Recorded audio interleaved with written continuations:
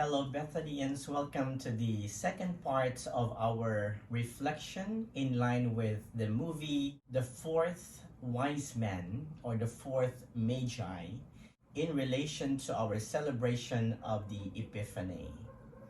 Now, before we begin with our second part of this episode, I'd like to acknowledge or give special mention to the game that we did during the New Year's Eve. In that game, we were able to collect a total of 2,600 pesos just for the rolling can game. There was another game that we played after that, but I was not able to feature it or made an episode about the second game. So we just kept it private as we could.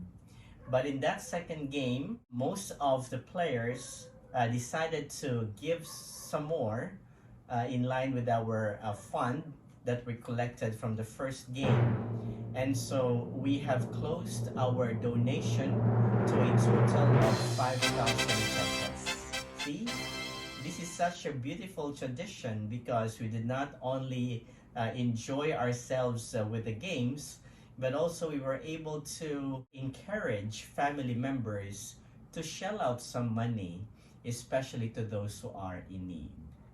And this is something that we can also learn from the many lessons that we derive from the pandemic and also from our celebration of Christmas and even after Christmas. For our second clip, I'd like us to reflect more particularly on what Artaban has been doing at a time when Jesus too was also growing up and is beginning his ministry. It would be wonderful for us to see in parallel what is going on between the two wonderful people and characters in this entire movie, The Fourth Wise Man.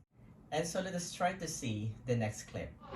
In that clip, we would realize that as Artaban was on his journey trying to search for the king, he missed the very time when Jesus was born in Bethlehem. And up until the time when he was even on his public ministry from 30 years onwards. And why is that? What was happening to Artaban after all those years? Well, Artaban, and together with his very reluctant servant Orontes, spent the last 33 years helping out a colony.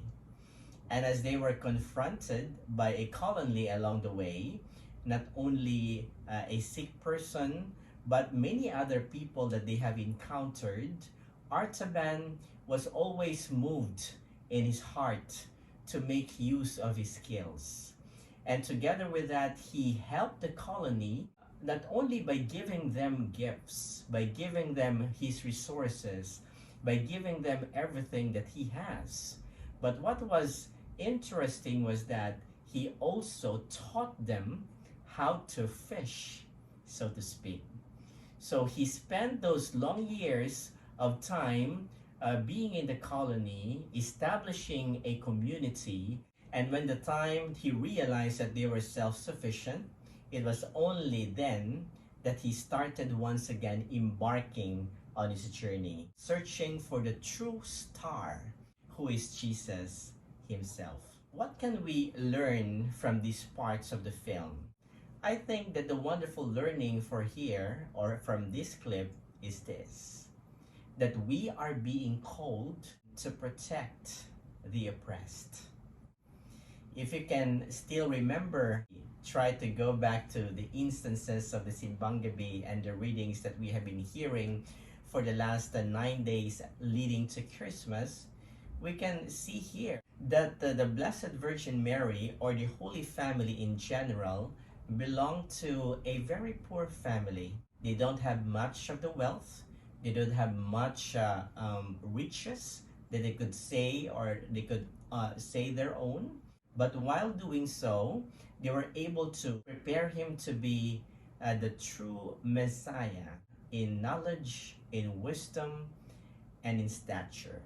We are being called to protect the oppressed.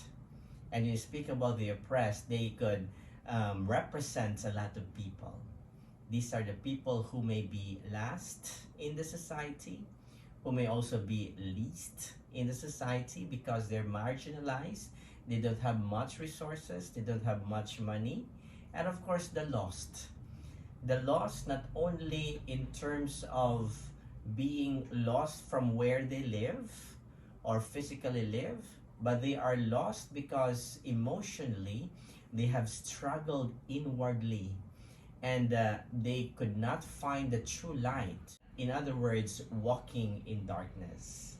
And of course, when someone walks in darkness, it would be a very difficult situation to be in, because there it could be that they are also separated away from God, who is their source of hope and love. So, as we see this clip, let us try to see how privileged we are in society. Where are we in our society? What is your status in society? Do you belong to the last, the least, or the lost? Now, if you belong to any of these categories, how do you ask the Lord to help you? How do you seek out His grace and mercy? How do you seek out His love in order that you may overcome that situation in life? Together with that, what do we do in order to protect the oppressed? What do we do in order to help our brothers and sisters who may be suffering at this point? For example, the victims of the Typhoon Odette, and they have been begging for food, water, clothing, shelter.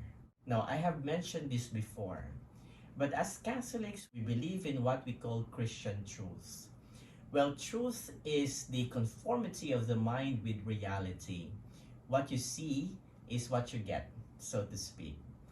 But when you speak about Christian truth, it is not just realizing the reality as it happens in front of us, but Christian truth addresses that reality so much so that you do something proactively to help, most especially the ones who are deeply affected by that reality. And so that is what Artaban has been doing in this part of the clip, in this part of the story and the movie. He has realized the reality that yes, this colony has been oppressed. The people have been living hopelessly. And in their hopeless situation, they have resorted to violence. They have resorted to stealing because they don't have anything. They don't know anything.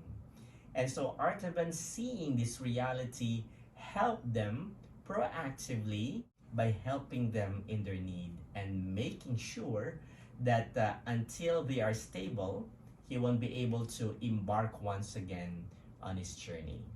So just as Jesus was fulfilling his mission in his ministry, Artaban too, in his own line of work as a person, did his ministry and work as well by addressing the needs of the colony.